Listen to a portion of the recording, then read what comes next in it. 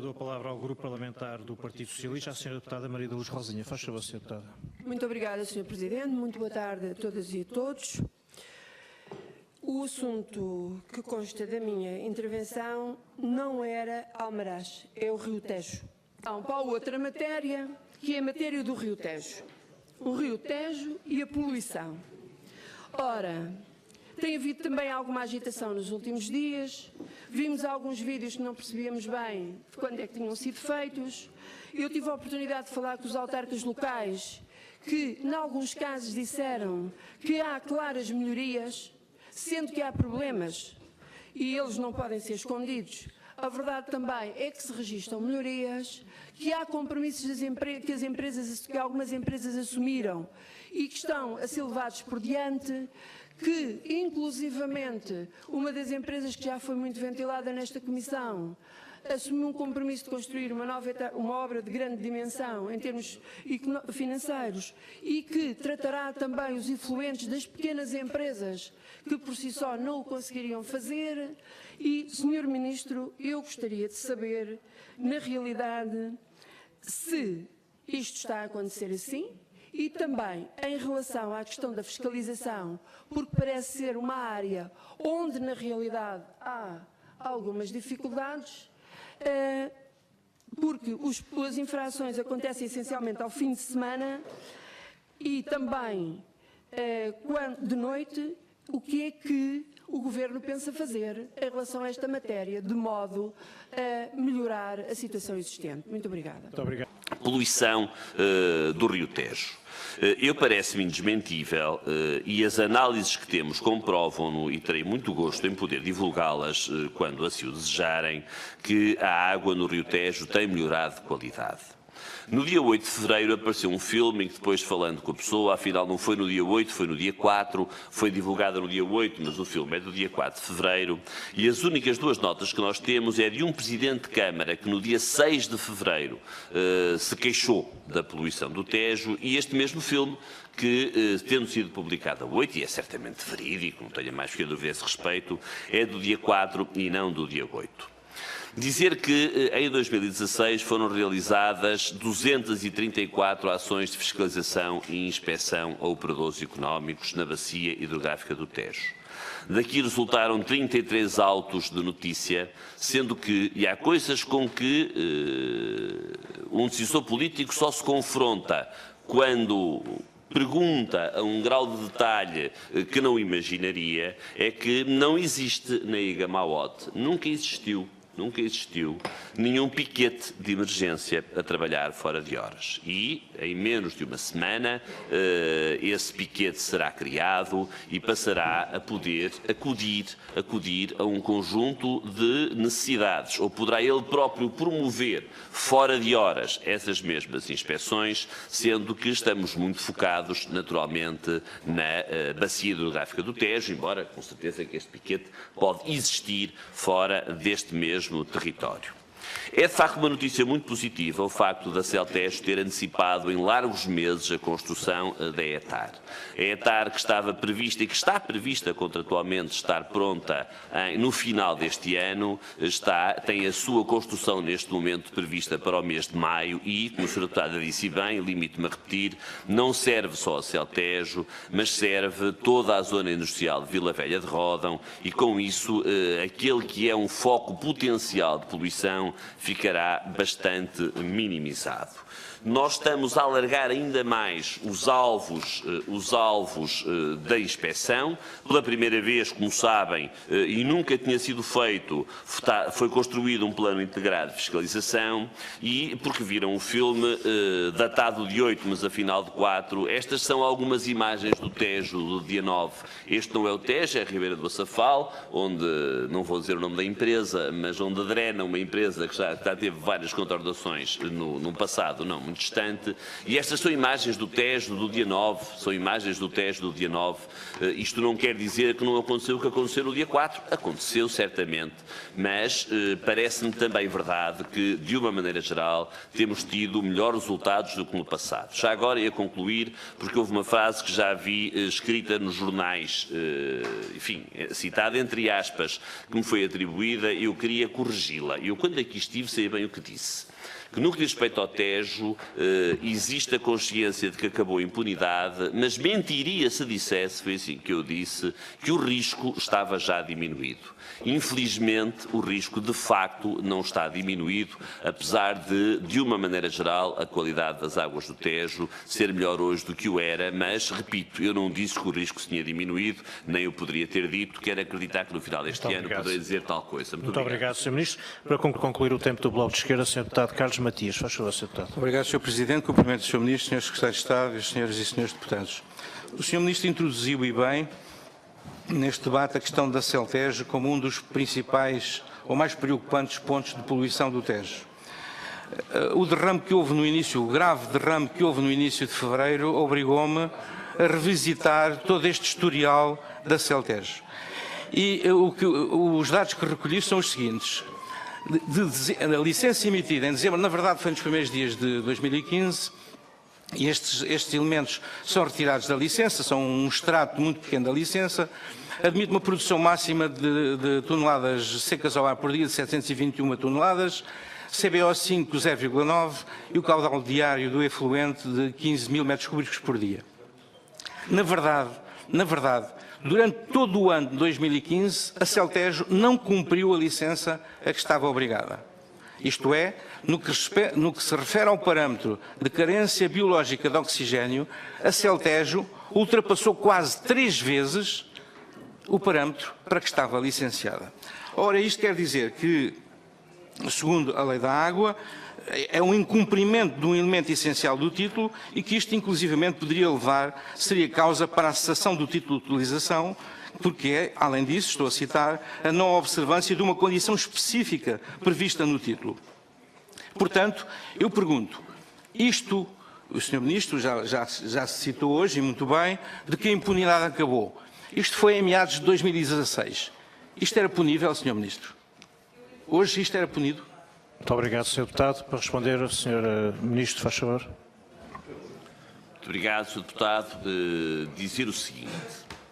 No que diz respeito ao oxigênio dissolvido, à quantidade de oxigênio dissolvido, aquilo que se verificou é que não há forma, tecnicamente, e mais, no contexto da própria construção da nova ETAR, não apareceu nenhum fabricante com a tecnologia state of the art em qualquer país da Europa que pudesse garantir aquela quantidade que estava plasmada na própria licença. Ou seja, neste caso deste parâmetro concreto, não era possível, do ponto de vista técnico, assegurar esse mesmo valor e, por isso, houve esta modificação na licença que em nada prejudica as obrigações da empresa e que não é certamente por aí,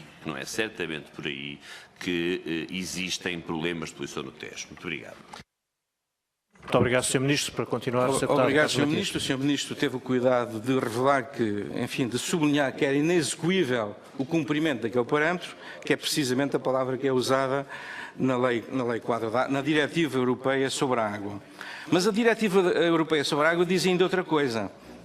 É que, de facto, é admissível adotar critérios menos estritos, e foi isso, recordo, que o Governo fez, porque emitiu uma nova licença em maio, em que admitiu para a carência biológica de oxigênio precisamente o valor que a Celtejo dizia que estava a cumprir. Isto é, a Celtejo, segundo o seu próprio controle, assumiu que não estava a cumprir o parâmetro da carência biológica de oxigênio e a APA, em maio do ano passado, enfim, passa a expressão e, enfim, a facilidade da expressão, legalizou esse incumprimento e admite que até ao final de 2018 a carência biológica de oxigênio não seja de 0,9 como estava licenciada, mas passa a ser de 2,5 e que só depois de 2018, quando estão feitos os tais investimentos, passa a ser para 0,9. Muito bem.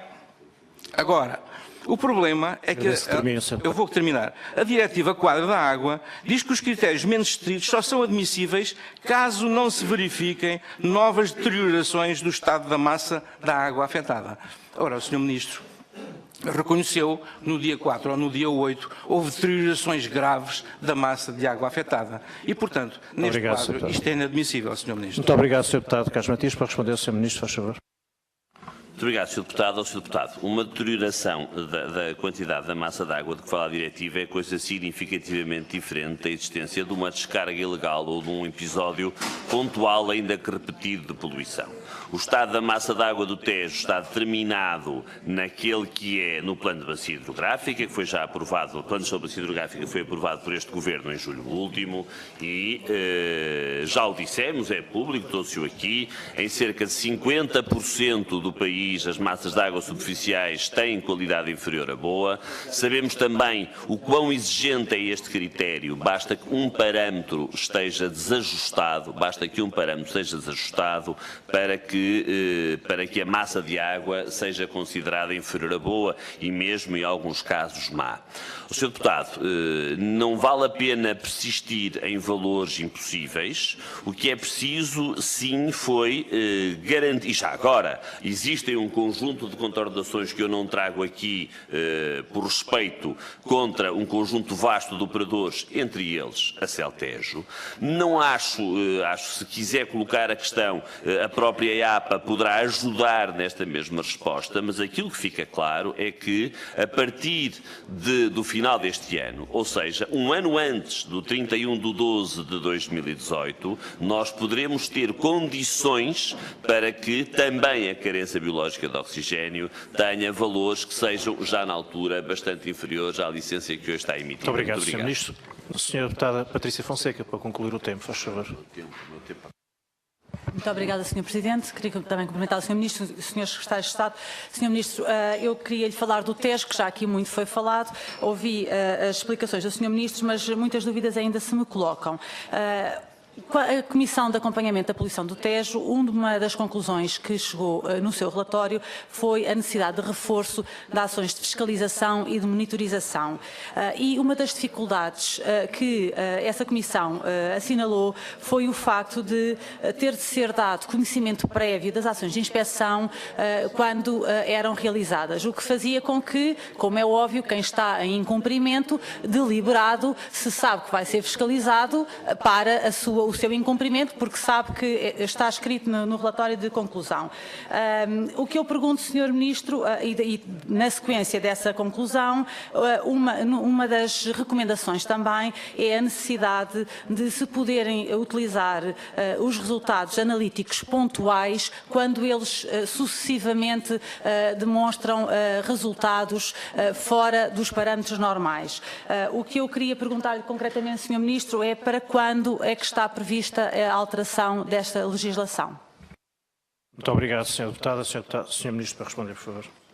Muito obrigado, Sra. Deputada. Sobre as ações de fiscalização e monitorização, certamente que elas não são avisadas com antecedência. Se isso está escrito no relatório, olha, eu não li e é obviamente um erro, porque todas aquelas estão a ser feitas, então ao arrepio disso que está escrito e, portanto, que isso não constitua qualquer preocupação. Sra. Deputada, de facto, eu iria até mais além e lanço um repto a todos, não necessariamente, especialmente ao CDS-PP, mas lanço um repto a todos, que tem a ver com a necessidade de alterar aquela que é a legislação sobre as contornações ambientais.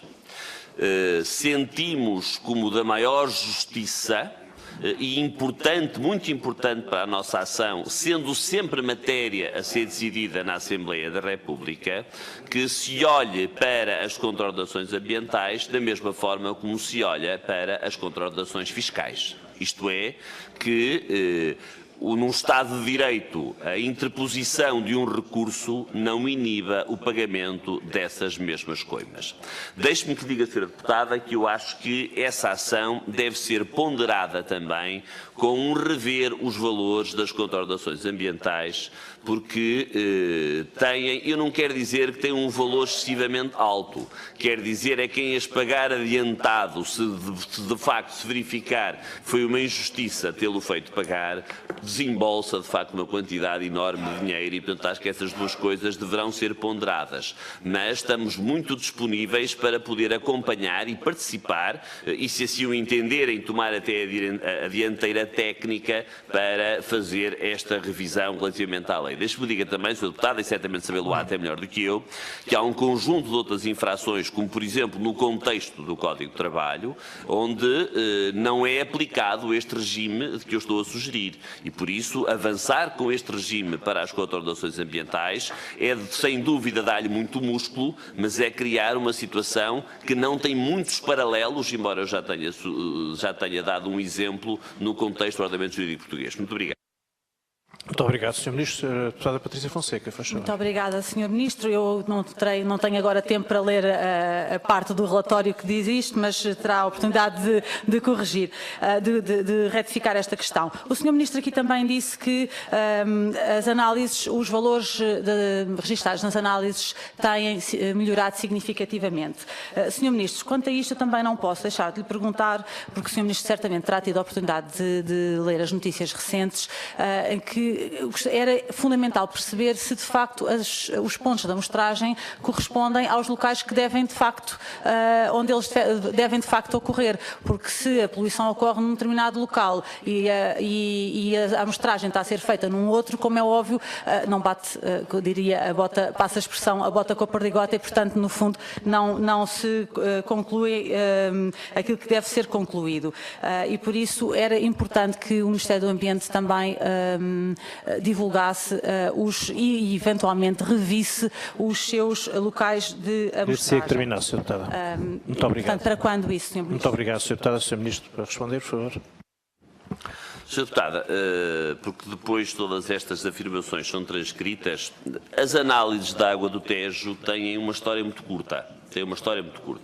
Até há muito pouco tempo, não vou dizer quando, não se faziam. E por isso, sim, temos sentido melhorias, mas se calhar deve ter cuidado com o advérbio significativamente, que me atribuiu e certamente bem, porque a história que temos ainda é uma história muito curta e a existência de melhorias não permite que nós possamos tirar grandes conclusões. Os pontos de amostragem da que faz referência são fixos e têm que ser fixos. Eu explico. Nós temos necessariamente, para o nosso conhecimento e para os reportes junto de Bruxelas, no contexto dos planos de bacia hidrográfica, de ter postos fixos de amostragem, porque sempre com o objetivo de construir séries longas e não pode ser de outra forma. Coisa diferente são as análises que se fazem para saber se houve ou não houve infração. E essas não têm postos fixos. Com certeza que são feitas quando têm que ser feitas. Sra. Deputada, nós estamos a avaliar a possibilidade, e vou ser muito breve, de comprarmos um conjunto de sondas paramétricas para podermos ter aqui uma ação mais efetiva. Se o digo ainda no condicional, é porque temos mesmo que encontrar as sondas ideais. Se me permitem só em 30 segundos, porque é para dar uma explicação mesmo técnica, para fazer uma análise biológica tem que ser feita uma cultura e, portanto, ela demora alguns dias até poder produzir resultados. Uma sonda paramétrica é uma sonda que avalia parâmetros físicos, o pH, a temperatura, a condutividade, e que a partir deles nos permite inferir sobre a qualidade química e biológica da água. O problema é onde colocar estas sondas, porque se no meio do Tejo, amarradas a uma boia, têm umas luzes muito sugestivas e talvez lá dure pouco tempo. Qual é a alternativa? O sítio ideal é nas caixas de coletores das próprias indústrias. Será esse também o melhor sítio? Temos dúvidas, é isso que estamos a avaliar. Muito obrigado. Muito obrigado, Sr. Ministro. Muito obrigado, Sr. Ministro. Sra. Deputada Ana Virgínia Pereira. Pergunta, Sr. Ministro. Sr. Ministro, foi recente e amplamente divulgada a informação sobre mais um foco de poluição no troço principal do Rio Tejo, bem como sobre os pontos de recolha de amostras dessa mesma poluição efetuada pela Agência Portuguesa do Ambiente, afirmando-se que estas amostras não seriam representativas da verdadeira poluição que o rio apresenta. Na verdade, esta situação, que parece pôr em causa os locais onde se procede às monitorizações, densifica dúvidas e as preocupações do PCP sobre o estado dos meios humanos e materiais para controlar os parâmetros ambientais.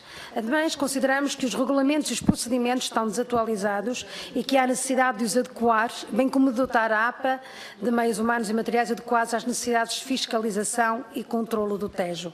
Tanto mais que se trata de um rio que mantém uma uma relação de proximidade com Almaraz e cujas águas são utilizadas para a refrigeração da referida central, o que aumenta o risco de segurança das populações. Assim, Sr. Ministro, considera que existem os meios necessários para proceder à fiscalização e à monitorização do Rio Tejo ou há necessidade de reforço? Considera que, em caso de acidente, os planos de emergência estão atualizados? Perspectiva a necessidade de se rever e atualizar os regulamentos e os procedimentos? Muito obrigada. Muito obrigado, Sra. Deputada. Para responder, Sr. Ministro, faz favor. Sra. Deputada, como tenho tempo, não levará a mal que diga uma pequena blague, recordando um poema do Mário Henriques Leiria, em que a meio ele dizia mais ou menos assim: o arcebispo do Porto, o arcebispo de Beja chegou ao Porto e disse: sou a Josefa Dóbitos. Ó, Sra. Deputada, haver alguém que diz que os resultados, as colheitas são feitas num sítio errado, pois o arcebispo de Beja, quando chegou ao Porto, também disse que era a Josefa Dóbitos, já agora isto continuava, acreditaram, mas menos. Sra. Deputada, os sítios onde está, é porque antes ele tinha dito que era o Napoleão, eu comecei o poema a meio e acreditaram mais. Quando ele disse que era o arcebispo de Beja, é que ninguém acreditou. Bom, Sra. Deputada, os resultados, os sítios onde são feitas as colheitas, são sítios que não são escolhidos porque fica bem. São sítios que são escolhidos de acordo com uma distância entre eles, com a facilidade da recolha das próprias análises, com a garantia de que naqueles sítios existe sempre um caudal de água mínimo que permite a recolha dessa mesma água e que, repito, têm que ser fixos, o que não quer dizer imóveis. Ao longo de 3, 4 anos poderá haver correções porque foi feita uma barragem, porque há um efluente que tem um regime excepcional, porque entretanto se localizou um novo potencial poluidor, mas existe de facto uma qualidade bastante grande sobre essas recolhas que são feitas e, como disse, há mesmo muito pouco tempo, elas não estavam nem bem nem mal localizadas, simplesmente não estavam lá. Muito obrigado. Muito obrigado, Sr. Ministro.